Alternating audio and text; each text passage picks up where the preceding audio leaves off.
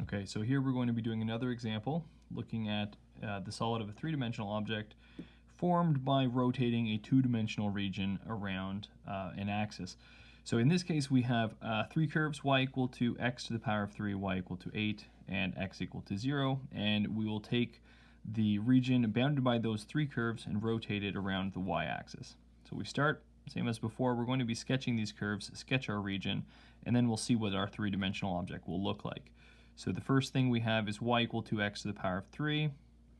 The curve doesn't have to be perfect, but let's suppose that this is y equal to x to the power of 3 coming down.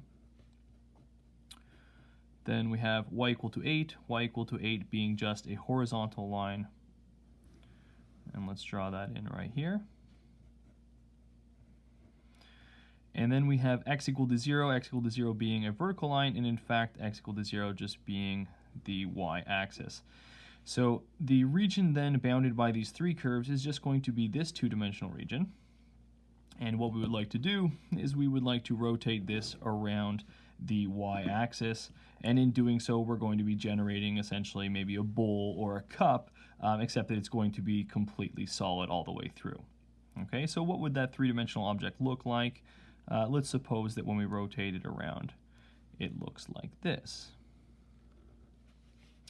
And again, this doesn't have to be perfect, and in fact you'll see very shortly that to calculate the volume of the three-dimensional object, you don't actually need to be able to sketch the three-dimensional object. So here, this is roughly what ours would look like, okay? And here, let's sort of give it again some shape. That would be the top of our object. And that would be the side. Now, what we want to do is we want to do a cross-sectional cut, but we do still want our cross-sectional cut to be a disc.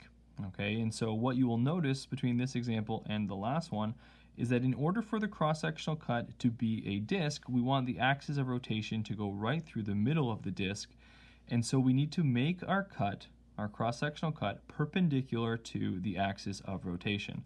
So in this case, we need to be doing a horizontal cross-sectional cut rather than a vertical cut.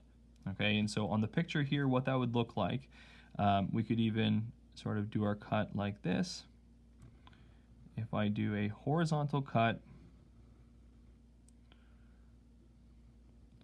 we're going to get a disc very similar to what we had last time, except that this time the thickness of that disc is not going to be delta x, the thickness will be delta y. And so we will need to set up our entire integral now in terms of y, just by looking at this and our thickness being that delta y. So if we go off to the side now, we have again our disc. We can draw that in. We know the thickness is going to be delta y, and similar to the last one, we know that in order to calculate the volume, what we are going to be doing is integrating the surface area, except that now we're going to be integrating with respect to y, and so we would like to set up our surface area function as a function of y. So looking at our disk, we know that we need to find out what our radius is going to be. Our radius, again, being the distance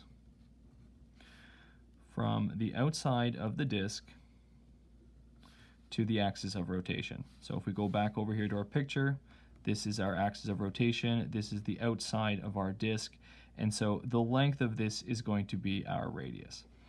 So last time we did notice that the radius was going to be our y value of the point.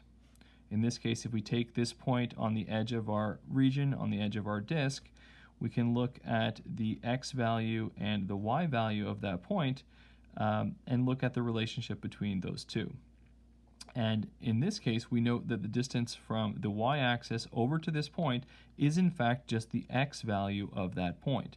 So here, yes, you can go and say that our radius is in fact the x value. However, you'll notice that I'm not going to want to use the radius as x in our actual volume formula, even though we know that the volume is given by pi r squared. If I were to now plug in r equal to x, we would have an integral involving x, and we would be integrating with respect to y. So this is a problem, having a combination of x and knowing that our thickness is going to be delta y. So we would like to fix that, and really it's not too difficult. When we go back to this point, we know the point here is along the curve y equal to x to the 3. So if y is equal to x to the 3, what is x equal to in terms of y? Well, in this case, x is going to be equal to y to the power of 1/3, and that's what we're going to use over here. So our radius is x, yes, however, x in terms of y, we end up with our radius being y to the power of 1/3, and that's what we're going to ultimately use over here as our radius. So we can plug that in. Our radius is y to the 1/3. And we're going to be squaring that, integrating with respect to y. What are going to be the limits of integration? This time it's very important to remember that we are integrating with respect to y. So we are looking at the smallest possible y value, which is going to be this boundary point, which is going to be 0. And the largest possible y value is going to be here, the y value of the intersection for x to the power of 3 and y equal to 8. And so that y value right there is just going to be 8. And this integral is going to represent the volume of this three-dimensional solid.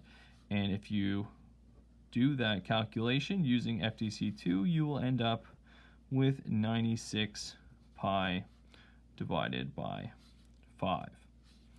And so we won't be worrying about doing the actual antiderivative. We won't be worrying about doing FDC2.